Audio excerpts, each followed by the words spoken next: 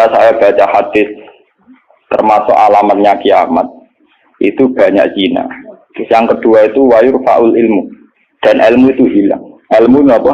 Hilang. Ini pulau baca itu di Bukhari di Muslim itu nangis sejadi-jadi. Pulau bereling hadis itu nangis dan saya takut anak-anak saya nanti, anak cucu kita nanti akan mengalami masa kebodohan masal. Kebodohan masal misalnya gini ya, nanti kalau ulama tidak cerewet hadis kulo, tidak mau ngomong hukum, itu nanti uang kuwalak-walik.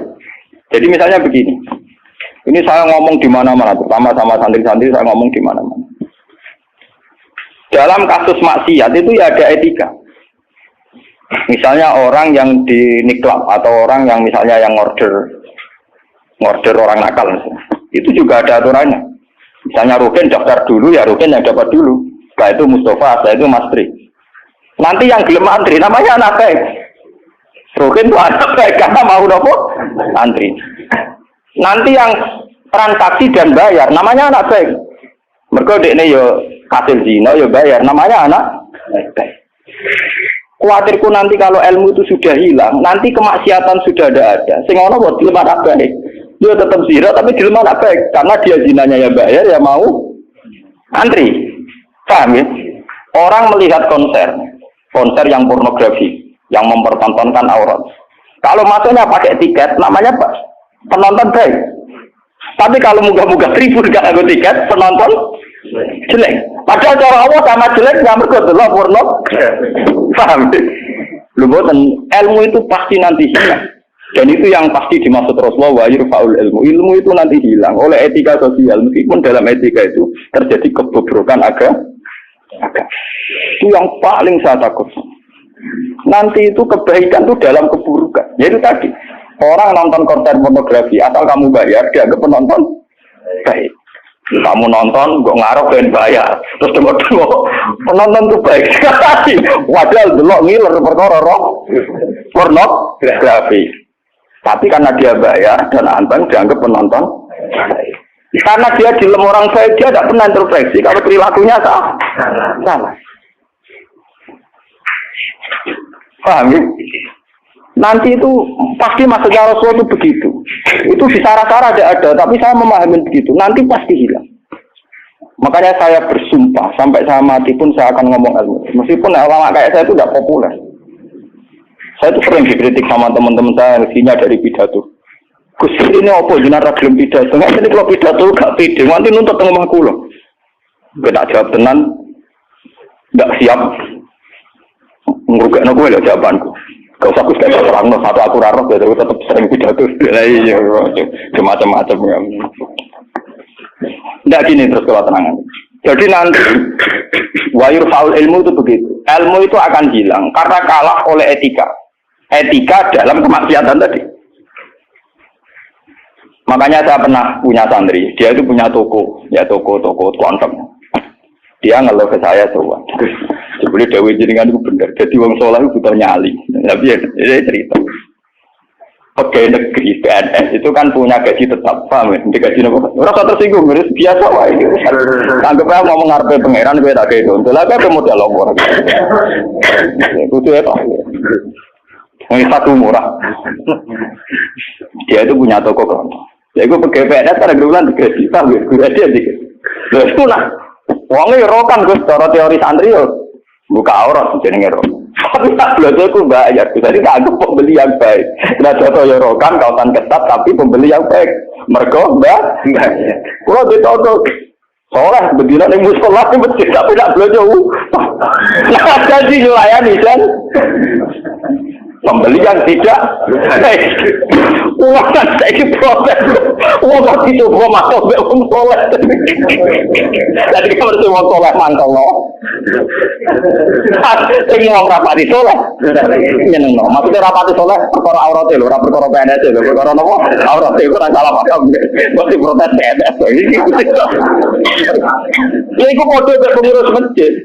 Pengurus masjid dia sumbangan wong sing terkenal korupsi atau terindikasi korupsi nyumbang 10 juta. Yang tukang etika 10.000 gegere Kak. Enggak karuan. Akhirnya pengurus masjid terbiasa nganggep itu orang baik. Mergo nyumbang 10 juta. Sing tukang itikaf nyumbang itu ya termasuk ilmu ilang, paham? Nanti itu zaman ngono iku. Mulane kula nu sakniki kula nu sering di. Untungnya kula terkenal ngalim, pancen hikmahe gede. Kuwi mboten urusan sombong, hikmahe gede. Nak ngomong cek ana sing rungokno. Karena pendapat saya itu tidak populer. Mau kalau rata terkenal ngalim, nu orang misalin ke saya semua karena pendapat saya ada apa? Tidak populer, saya sadar. Wong saya pernah pengajian di rumah saya sendiri pas muludan. Mungkin ada sebagai jamaah sini yang ikut. Orang tetangga saya rata-rata hormat sama saya. Tapi yang kalau di acara tak omong. Wah, acara ini Gus Pak gak rawuh gak enak. Ini Gus Pak nak diundang ya teko. Pokoknya dia nak sing undangan ram bayar-bayar teko. Tapi nak sing bayar ini ram teko. Lawat itu.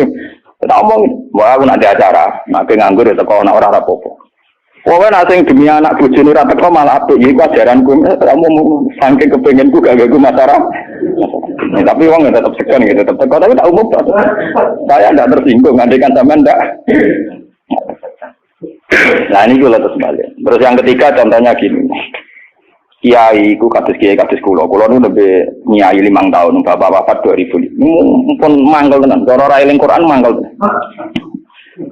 Masyarakat yang anaknya setengah idiot atau yang dianggap gak pati pinter itu di pondoknya. Nating iki udah bagus. Wong ngoten niku kadang yo nganti camat mantan camat. Ini kula jujur kula termasuk kiai terakhir kiai gede, camat-camat lagi do sewentu. Gus kula nu ndak anak. Problemnya itu dia hiperaktif, ngeten-ngeten.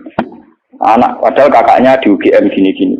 Itu coba yang itu supaya mondok di sini gini. Ya sudah begitu. Untung kalau termasuk kiai sing rapati butuh duit, rapati butuh derajat. Memang tak pisau ya, tak maki-maki nek kaya kula. Lalu cune setelah itu tidak kasil mondok di saya karena tak maki-maki. Itu gang beberapa hari. Uang sing ngomong niku wong melarat. Ya orang melarat tidak tamat.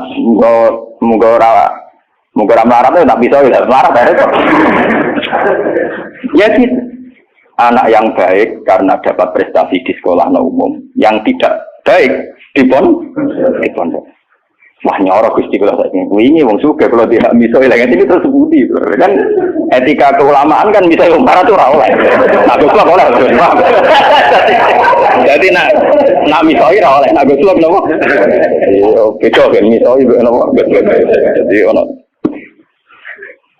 Nah itu yang menyelamatkan hati saya itu satu, yaitu tadi. Kenapa di Al-Quran diulang-ulang innalladzina amanu wa amilus.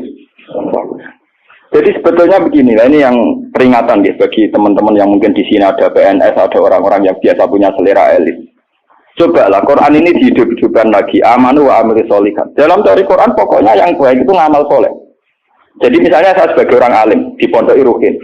Dia sudah misalnya idiot, melarat, aneh-aneh. Terus di Pondok Mastri, terus melarat, aneh-aneh. Pondok Mustafa, melarat, gak pahaman. Kalau dalam teori pendidikan modern, di mana butuh bibit unggulan, ini itu nggak masuk semua. Karena sudah ada bayar, idiot, ngawur, aneh-aneh. Gitu. Itu kan repot. Wah, itu kan repot. Jadi kamane santri kok Mustafa yang ini, wes ratau salam templek lah kok kiai ini ratulat kopiah, kiai ratulat apa? Kopiah, gremeng deh, mesti gak terima deh, nopo? Dua kiai kok ratulat nopo? Kopiah. Misalnya tak turuti surat kopiah, kok rapat dia, wah dia karpet kiai gue ideal. Ngaku karpet deh. Padahal kiai ini kesusu rapat dia kopiah gak pernah mereka, ngurusi dia ini terus kelaparan. Nah ini contoh. Nanti suatu saat ada era, sekarang sudah mulai. Sekolahan yang hebat adalah sekolahan yang luar biasa dengan makna santrinya IQ-nya bagus. Siswanya IQ-nya bagus. Pola sosialnya bagus. Pembayarannya nomor penting gini Bu. Pembayarannya nopo. Lah terus akhirnya pondok-pondok pesantren kan kedua bayarnya bagus, kotanya tidak bagus, perilakunya tidak bagus. Lu mau aku ora disangoni pangeran. Wa amilu sholihat. Ngurmat rohenu amilu sholihat. Ngurmat Mustafa ya amilus, wah surah urip, surah jadi wong. Tapi karena saya punya semangat sarane Quran sementing aku amilus, ya sudah. Allah menitipkan ngamal saya lewat ngurmat mastri, lewat ngurmat ruhin. Ya sudah selesai. Masalahnya terus nopo? Nah, kalau suwun sing ngaji kula, semangat kenapa Quran ngulang-ulang wa amila sholihan, diulang-ulang wa amil sholihat. Penting dalam hidup itu amilus. Kula pernah ini cerita nyata. Saya pernah lihat TV. sama ulama-ulama yang kayak saya, artinya tipikalnya ya kayak saya, orangnya alim terus ya ikhlas. Cocok-cocokan kan. Jadi kiai lah ya tahu grup modal yang alimnya tak kulo, ya alim tenan. Ya putrane ki gede. Ya model kiai ini kan buka kartu. Ini tenan mata bui kisahnya. Ini ngaji wong tua-tua. Dene aku kan wong enjoy Islam. Tahu tak kok. Gus. Mendingan nak delok SBC nopo menteri nopo-nopo sing teng TV-TV. Wong kok mulyane ngono. Buka lawang ora tau ndelok menteri. Terus pokoke mulyane kok ngono. Wis ngono diarani pahlawan. Misalnya ngurumusno ekonomi, ana pertumbuhan apa? Jadi harus tahu diri ta ora. Niki ora ono Gus. Kok tak kok jadi. Waktu lama ya itu kan. Lah aku wong kula ya wong alim gak wajib sungkan nang padha napa ngalim. Ya ora takok. Loh, jenengan nggak widi tak kok. Salah jenengan nggak widi tak kok. Jenengan cerita awak jenengan iki niku tak jawab. Nek cerita. Kalau karep mangkel, kulo nek wis ikhlas istiqomah mulang masyarakat ra ono sing hormati, ono wis digaji. Gajine presiden ya dhuwur, gajine menteri ya dhuwur, gajine bupati. Nang ngamal darane ngamale Dik. Ini padahal tugas e. Ngamal tenan nak kita, kedur ora ono sing gak. Tapi ora ono wiji. Wah, wong buka dhewe tak mlebu mobil. Rusak yo dadakno. Wong bupati rusak ora sing dadakno. Tanduk harus sing kawakno. Kene mobil lah rusak kudu utak. Cerita dari protes gimana kenyataan ini napa? Terus bar ngene cerita. Foto iki jenazah, jenazah di mantap. Karena latar belakang saya kan kayak goran, saya sudah pernah punya perasaan untuk bunuh dia. Artinya saya lebih terbiasa ikhlas kan. Orang pun terang dong, aku mulai ikhlas kan lebih baik dibanding dia kan jurah etis loh.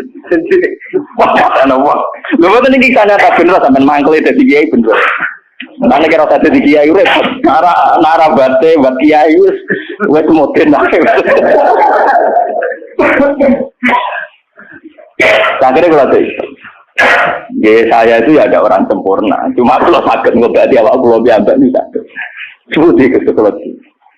Kulon mulai alit sebagai orang mukmin itu pangeran kulon Allah Subhanahu wa taala hubungane opo.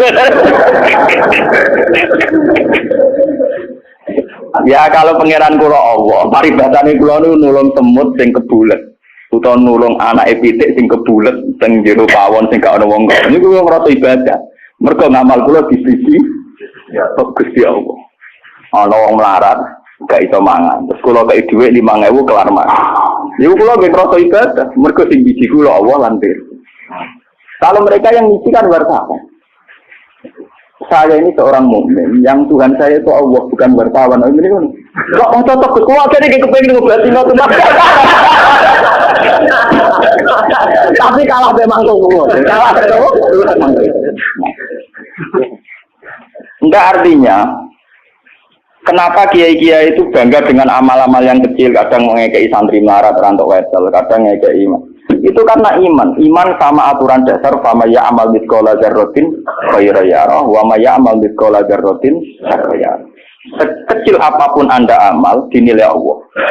Ini penting kalau aturakan. Nanti ada wilabatul jahli, ada kebodohan apa masal di mana orang yang rapat tentang ketahanan pangan karena dihadiri menteri dan tetap-tetapnya.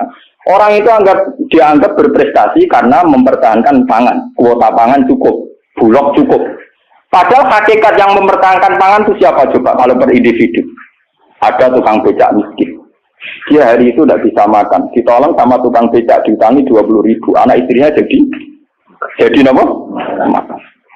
Dan di mata Allah yang menjaga nyawa tukang becak ini adalah temannya tukang, bukan pejabat-pejabat yang rapat di hotel berbintang. Meskipun saya ngakui fungsi mereka, tapi kalau saya disuruh ngakui fungsi mereka juga harus ngakui fungsi sosial yang dilakukan Saya pernah juga diperut, apa jenis ada alur fungsi menteri? Lalu aku belum ngakoni kono kudu ngakoni adil, orang aku ngakoni kono ora, bang tuh kok penak? Kalau sama-sama kita beretika, kalau saya ngakui fungsi mereka juga harus ngakui fungsi kita.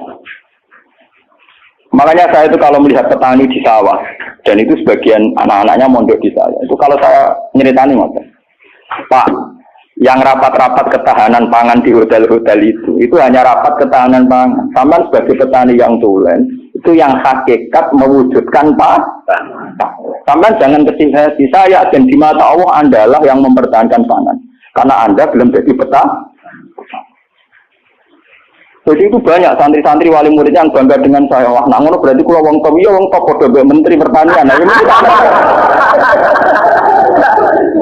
ya kalau menteri kan lapornya sama presiden. Kalau sampean tak latih laporannya bahwa Allah Subhanahu. Nah ini khasnya ulama. Lah saya nanti takut tadi yurfaul ilmu. Nanti itu kalau sudah ada ulama yang kecangkeman kayak saya, nanti yurfaul ilmu. Ilmu itu hilang sehingga yang dianggap prestasi ketahanan pangan misalnya ya menteri pangan sama pejabat bu. Saya ngakui mereka berjasa, tapi kalaupun mereka berjasa kan digaji ya. Nah, itu kan digaji tuh.